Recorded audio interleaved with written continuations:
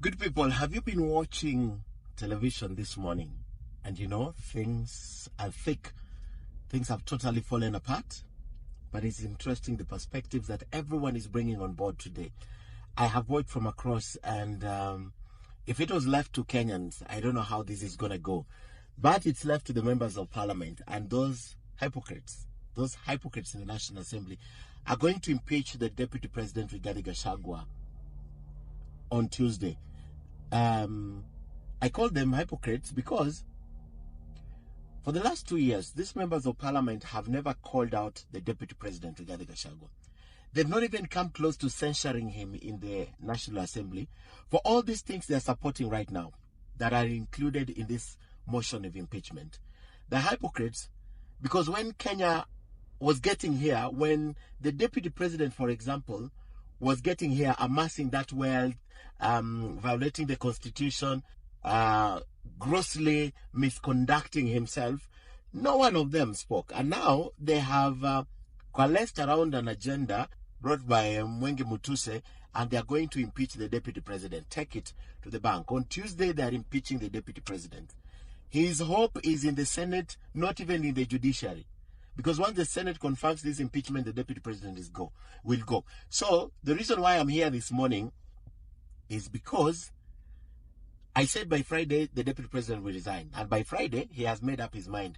He is going to resign. He is going to resign before the impeachment motion is discussed in the National Assembly. This gives us 2 days, Sunday or Monday. And my point today is this.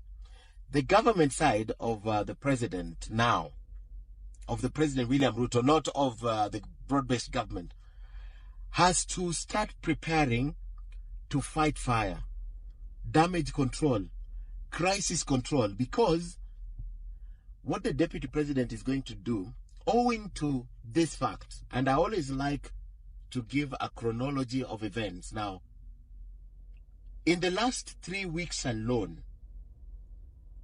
the Deputy President has given more media engagements, interviews from Citizen Television, where he burnt the bridge, to vernacular stations, to the last one that I think he gave on Tuesday this week.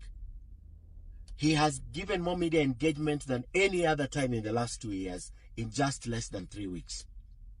So he will do the last act, and the last act is this.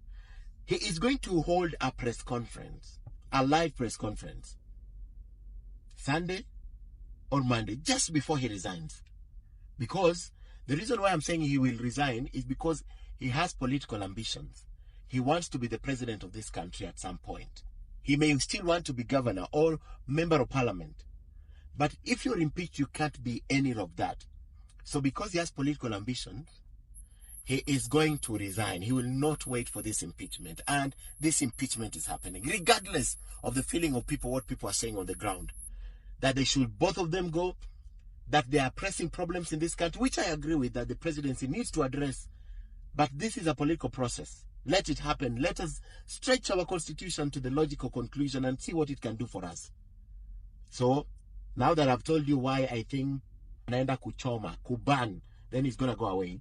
He's going to hold a press conference, and he is going to indict this government in a way that we've never seen before. He is going to choma properly. Remember, he's alluded to it. He said that if you do this, I will say this. Once he does that, he will table his resignation. And he will go and try to reinvent himself. Because I don't see the Senate saving him. Now, dealing with 47 or all the 60 plus members of the Senate is easier than even dealing with the National Assembly. Remember, the National Assembly is not the trial house. The trial house is the Senate, where they will go charge by charge, accusation by accusation, until the last one.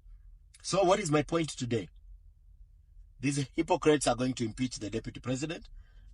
The other thing is that the Deputy President is going to ban anaenda kuchoma in a press conference. Then Monday or Tuesday, just before he's impeached, he's going to resign. But President William Ruto can still save the situation. He can call his troops off. He can call the members of parliament off. That is one thing that can happen. Or, now that Central Kenya members of parliament are freaking out left, right, center and trying to withdraw from this motion, they don't want to own it, the deputy president can marshal numbers. I wonder how. But if it goes the way it's going, Choma, resign. Let them deal with it after that. But he's going to Choma.